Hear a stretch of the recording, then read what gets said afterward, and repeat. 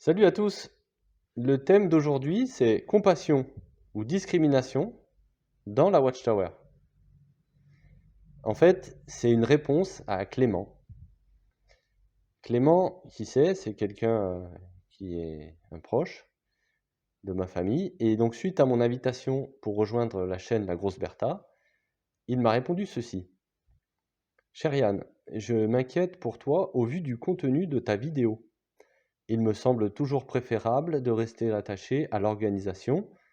Je ne m'abonnerai donc pas à ta chaîne en pensant à l'Évangile selon Jean, chapitre 6, versets 68 et 69. Bien à toi, Clément. Alors, j'ai fait une réponse assez élaborée pour ce Clément, donc je la partage en même temps sur ma chaîne. Bonjour Clément, je suis content que tu t'intéresses un peu à mon ministère. Tu prouves en cela ton amour fidèle. Ça ne me surprend pas, car je te connais comme une bonne personne, raisonnable, agréable et modeste. Bien que tu saches quel est mon parcours, je ne suis pas tout à fait sûr que tu sois au courant de toutes mes idées. Alors, il est normal que je t'en dise un petit peu plus. Depuis un certain temps, je ne discerne plus les belles valeurs chrétiennes au sein de l'organisation Watchtower, valeurs auxquelles je tiens toujours. Alors je m'interroge. Est-ce que j'ai un souci ou bien y a-t-il des choses qui laissent à désirer dans l'organisation? Si j'ai un souci, qu'on reprenne avec moi les faits, tous les faits, les Bibles et toutes les Bibles, l'histoire et toutes les histoires.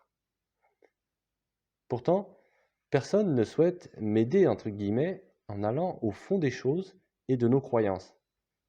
Pourquoi mes compagnons sont-ils autant insécures à l'idée d'examiner les fondements de nos croyances et l'histoire de notre organisation?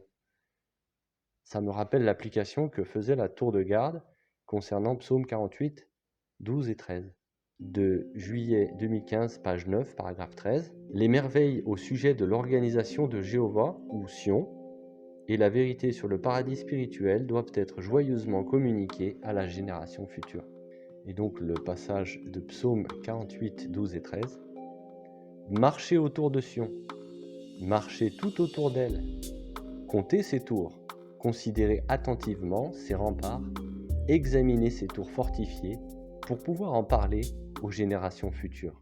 Le verset dit de marcher autour, tout autour, compter, considérer attentivement et examiner. Ces verbes d'action emportent l'idée d'un examen très attentif de la construction de l'édifice, tours et remparts. Cela permet au bon observateur d'en parler correctement. Je comprends donc que je dois le faire aussi pour moi-même en examinant chaque recoin de la construction organisationnelle dans laquelle j'ai grandi. En faisant cet examen, je découvre des choses que j'ignorais totalement ou sur lesquelles on ne s'arrête jamais et qui pourtant ont une grande portée sur d'autres croyances et enseignements de l'organisation. C'est pourquoi je me demande sincèrement sur quoi est basée la foi de mes compagnons qui, comme je le disais, ne souhaitent pas fouiller tous nos enseignements et toutes nos croyances. Pourquoi même les anciens se refusent à l'idée d'examiner les sources des enseignements et l'histoire de la Watchtower. Des anciens de chez moi refusent même de lire des courriers de la filiale. Je ressens chez eux un malaise à aller vérifier les bases. Je trouve cela pour le moins incohérent avec leur fonction et très suspect. Et au final, sur quoi est construite leur foi? Sur du roc ou bien sur du sable? Ne disons-nous pas que nous sommes dans la vérité? Le croyons-nous seulement ou le savons-nous vraiment? La vérité reste verticale même lorsqu'elle est examinée à la loupe. Donc, nous n'avons aucune crainte à avoir lorsque nous savons connaître la vérité. Pourtant, la réalité du terrain est que lorsque quelqu'un se questionne sur sa foi et ses bases, les réponses ne sont jamais à la hauteur des questions. On répond uniquement par de l'émotionnel, alors que ce qui est demandé est rationnel, concret et logique. Dans de nombreux cas, on essaye de dévier sur un autre sujet. Souvent, on te jette à la figure 2 ou 3 versets, mais ce n'est jamais profond. Finalement, on se retrouve dans un désert spirituel sans personne pour t'aider. Aussi, je me rappelle souvent la définition de ce qu'est la foi d'après l'apôtre Paul en Hébreux, chapitre 11, verset 1. La foi est la certitude absolue de ce qu'on espère, la preuve évidente de réalités invisibles. Je suis donc à l'écoute de tous les compagnons qui voudraient m'aider et faire la preuve évidente ou la démonstration convaincante de certaines de nos croyances. Je les invite vraiment à me contacter. La section des commentaires sous les vidéos est aussi là pour ça. Aujourd'hui, j'attends avec impatience que le Collège central s'excuse et se repente publiquement pour sa position pro-vax et la discrimination qui s'en est suivie pour les pionniers et les anciens qui ont été privés de leur école théocratique pour raison de non-vaccination. Partialité et discrimination sur base médicale. Une honte. Et dire que Jésus, lui, touchait même les lépreux. J'attire ton attention sur ce que dit la lettre de Jacques en Jacques chapitre 2 verset 1. Mes frères, comment pouvez-vous avoir la foi en notre glorieux Seigneur Jésus-Christ tout en faisant du favoritisme? La correspondance adressée aux anciens des assemblées datée du 19 décembre 2022, alors que le pass vaccinal en France se terminait le 14 mars 2022, a créé noir sur blanc la discrimination. Donc, communication du 19 décembre 2022, pour les anciens. Conditions à remplir en matière de vaccination pour ceux qui assistent au cours d'une école théocratique. Seuls ceux qui sont complètement vaccinés contre la Covid-19 pourront assister en présentiel au cours d'une école théocratique. Cela concerne l'école pour le service de pionniers, l'école du ministère du Royaume, l'école des anciens des assemblées, ainsi que l'école pour évangélisateurs du Royaume. Par ailleurs, les autorités sanitaires signalent qu'on bénéficie d'une meilleure protection contre la Covid-19 si on est à jour dans les injections de doses de rappel. En ce qui concerne l'école du ministère du Royaume, l'école des anciens des assemblées et l'école pour évangélisateurs du Royaume, il n'est pas prévu que les élèves suivent les cours par visioconférence. Les anciens qui assisteront au cours de l'école du ministère du Royaume pourront communiquer oralement ce qui aura été dit aux anciens qui ne pourront pas y être présents en raison d'une maladie, d'un handicap ou d'une autre situation. Et l'autre partie, pour les coordinateurs des collèges d'anciens, 1. École du ministère du Royaume 2022, veuillez vous assurer que tous les anciens de votre assemblée qui ont prévu d'assister au cours de l'école du ministère du Royaume sont complètement vaccinés. Malheureusement, à entendre frère Jeffrey Winder, membre du Collège central, dire les choses suivantes, démontre que le Collège central n'a pas du tout l'intention de s'excuser. Lors de l'Assemblée générale 2023, Jeffrey Winder donne le discours suivant. Comment la lumière devient-elle de plus en plus brillante? Écoutons l'extrait. Alors partant de là donc, nous ne sommes pas gênés quand il y a des changements. Et nous n'avons pas non plus besoin de nous excuser de ne pas avoir bien compris les choses dans le passé. Nous comprenons que c'est comme ça que Jéhovah procède. Progressivement, il révèle les choses quand son peuple en a besoin. Et puis, le collège central n'est ni inspiré ni infaillible. Donc, il peut se tromper sur des points doctrinaux ou des instructions en matière d'organisation. Les frères font tout leur possible avec ce qu'ils ont et ce qu'ils comprennent sur le moment. Mais ils sont heureux, quand Jéhovah estime devoir rectifier les choses, de pouvoir le transmettre à la famille des frères. Et quand cela arrive, c'est parce que c'est le moment choisi par Jéhovah, nous le comprenons et nous l'admettons bien volontiers. Je n'ai pas besoin de te faire un dessin, ces propos ont vraiment choqué du monde. Finalement, ce serait Jéhovah le responsable de l'errance doctrinale et organisationnelle. Ben voyons, c'est un comble. Que dis-je? Un blasphème. Pour moi, Jésus laisse les choses se dévoiler. C'est un signe par lequel le Collège central montre sa véritable nature. Vraiment triste à dire, mais faire de telles déclarations montre un Collège central très, très orgueilleux. Il ne s'excuse donc jamais, pour son errance spirituelle dont il est le seul et l'unique responsable. Ainsi, il n'a pas de considération pour tous les effets néfastes que leurs décisions erronées produisent sur nos compagnons dans la foi. Le Collège central rejette la responsabilité sur Jéhovah, tout simplement hallucinant. Bien sûr, Jésus n'a pas dit de ses esclaves qu'ils seraient parfaits, mais il n'a pas dit non plus que ses brebis devraient laisser passer tout et n'importe quoi. Bien au contraire. Dans le Sermon sur la montagne, il dit ceci en Matthieu chapitre 7 verset 20. Ainsi, c'est à leurs fruits que vous reconnaîtrez ces hommes. Les fruits sont le produit des actions de ces hommes. Les propos de Jésus s'adressent bien à tous, des hommes, femmes et enfants réunis sur la montagne pour écouter le Christ. Nous sommes donc tous des gardiens d'un christianisme pur par l'observation et l'identification d'hommes spirituellement dangereux, produisant des fruits pourris. Et comme on le dit dans les constructions, en parlant des dangers, si tu vois quelque chose, dis quelque chose. Dans la pratique, l'incitation vaccinale a apporté des effets destructeurs et aussi une discrimination que je n'avais jamais connue au sein des assemblées et à un niveau international. J'ai entendu et lu des tas de témoignages de frères et sœurs broyés par une machine infernale qu'on appelle l'organisation.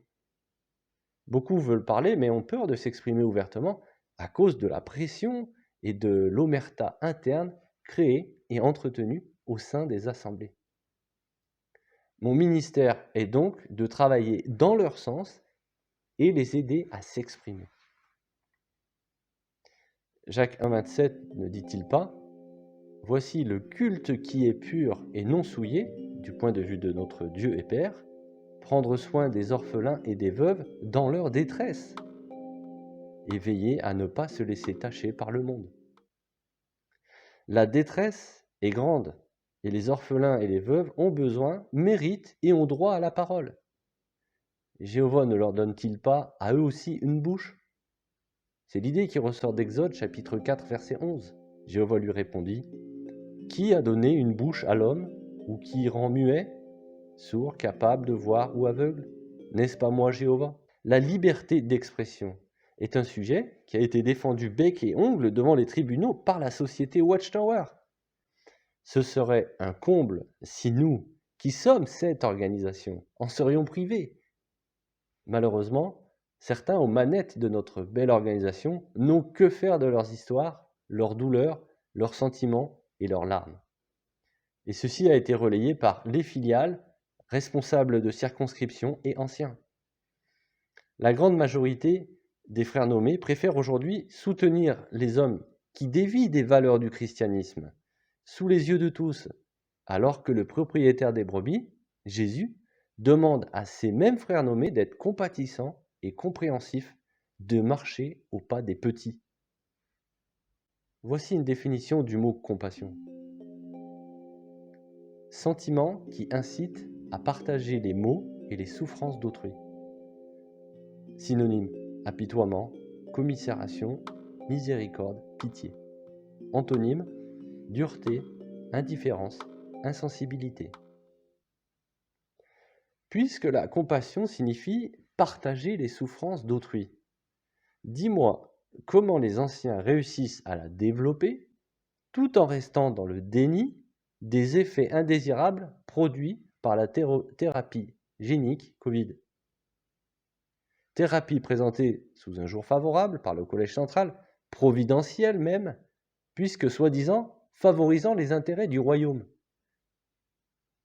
Tu sais, Clément, le déni est l'action de dénier, de refuser de reconnaître la vérité ou la valeur d'une chose. De fait, le déni est une forme de mensonge. Et qui est le père du mensonge? Satan, bien sûr.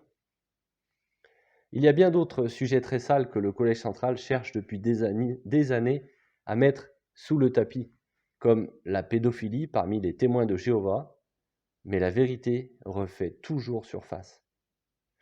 Combien de victimes supplémentaires faut-il encore sacrifier pour qu'on règle une fois pour toutes cette ignominie. Sans parler de notre frère Philippe Brumley, notre avocat Watchtower, qui donne sa biographie de 5 pages dans La Tour de Garde de juillet 2025, alors qu'il est au même moment condamné à environ 150 000 dollars car il a égaré la cour en mentant et en trompant.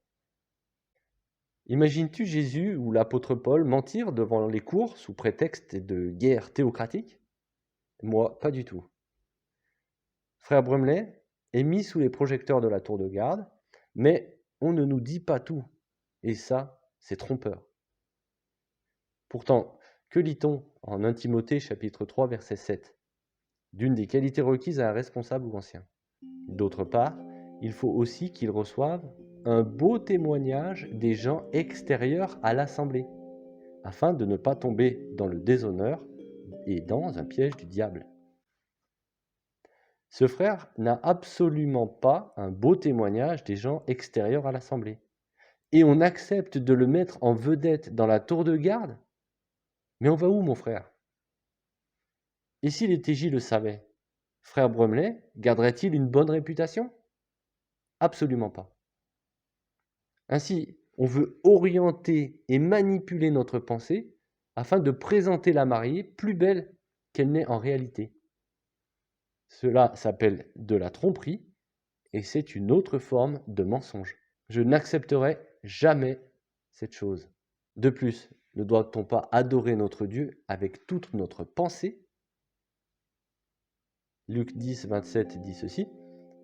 Il répondit, tu dois aimer Jéhovah ton Dieu de tout ton cœur, de toute ton âme, de toute ta force et de toute ta pensée, et ton prochain comme toi-même. Si l'organisation continue à refuser de nous donner toute l'information concernant ses affaires, nous ne parviendrons jamais à adorer avec toute notre pensée. Nous resterons toujours en doute et en suspicion que quelque chose d'important est caché. Aujourd'hui, ce ne sont pas mes sujets, mais ça pourrait vite le devenir, car il y a de nombreuses demandes. Que veux-tu? Ainsi ont été conçues les choses par le Créateur. On ne s'oppose pas à la vérité, elle passe toujours, et ce, malgré les obstacles. J'en profite aussi pour aborder un autre point. La façon dont les anciens s'occupent de la discipline religieuse est un simulacre de justice. Jésus-Christ a honte de nous. Ce n'est qu'un exemple, mais la manière dont vous avez géré dernièrement le cas de qui tu sais montre que nous sommes très très loin des faits et donc de la vérité. Mais nous intéressons-nous encore à la vérité et à la pureté? Je m'interroge. Pourtant, ne le devrions-nous pas? D'après Jacques chapitre 3 verset 17, qui déclare « Mais la sagesse d'en haut est tout d'abord pure, puis pacifique, raisonnable, disposée à obéir, pleine de miséricorde et de bons fruits, impartiale, non hypocrite. » Une organisation qui veut contrôler a plus besoin de paix et d'unité pour asseoir son autorité que de pureté ou de vérité. Cependant, Jacques place avant tout dans son idée inspirée la pureté. Et ce n'est pas pour rien. Si cette fondation de pureté disparaît ou s'affaiblit, tout l'édifice organisationnel, quel que soit son type d'ailleurs, politique, religieux, commercial, se détruit. Si on ne s'attaque pas à la racine du problème, il y a automatiquement rejet par Dieu du culte en tant que grand groupe religieux. À plus petite échelle, les choses peuvent parfois être encore stables. Cela dépend de la qualité spirituelle des anciens, notamment s'ils s'autorisent à utiliser leur propre conscience face à des instructions qui ne ressemblent pas à la voie de l'excellent berger Jésus-Christ. Mais c'est en voie de disparition. La diversité est détruite par la machine infernale. Nous subissons exactement ce qui se passe dans le monde. Bien-pensance, pensée unique et politiquement correcte. C'est pourquoi il n'est pas étonnant de voir la perte de vitesse de la Watchtower et des témoins de Jéhovah dans les pays occidentaux. Donc au final, tu as de bonnes raisons de t'inquiéter. J'apprécie que tu t'inquiètes pour moi, mais n'oublie pas l'idée de Romains chapitre 14 verset 12. Ainsi donc, chacun de nous rendra compte pour Dieu, pour soi-même. Aussi, n'oublie pas de t'inquiéter pour toi-même, ta famille et tes plus proches, car l'organisation a une facette autoritaire. Je ne sais pas où Jésus m'a jamais demandé de rester attaché à une organisation, quels que soient les problèmes spirituels ou moraux. Je ne sais pas où Jésus a jamais dit de ne pas critiquer l'organisation. Lui-même ne s'en est pas privé. Voici quelques exemples tirés de Matthieu chapitre 23. Les scribes et les pharisiens se sont assis sur le siège de Moïse. Faites donc tout ce qu'ils vous disent, mais n'agissez pas comme eux, car ils ne font pas ce qu'ils disent. Ils préparent de lourdes charges et les mettent sur les épaules des gens, mais eux-mêmes ne veulent pas les bouger du doigt. Tout ce qu'ils font, ils le font pour être remarqués par les hommes. Ils aiment la place la plus en vue dans les repas et les premiers sièges dans les synagogues. Ils aiment être salués sur les places de marché et être appelés rabbis par les hommes. Malheur à vous, scribes et pharisiens, hypocrites, parce que vous fermez la porte du royaume des cieux devant les hommes. Vous n'entrez pas, et ceux qui veulent entrer, vous les en empêchez, parce que vous parcourez la mer et la terre pour faire un seul converti, et quand il est devenu, vous faites de lui quelqu'un qui mérite 2 fois plus que vous d'aller dans la géhenne. Fou et aveugle, parce que vous donnez le 10e de la menthe, de la nette et du cumin, mais que vous avez laissé de côté les points les plus importants de la loi, c'est-à-dire la justice, la miséricorde et la fidélité.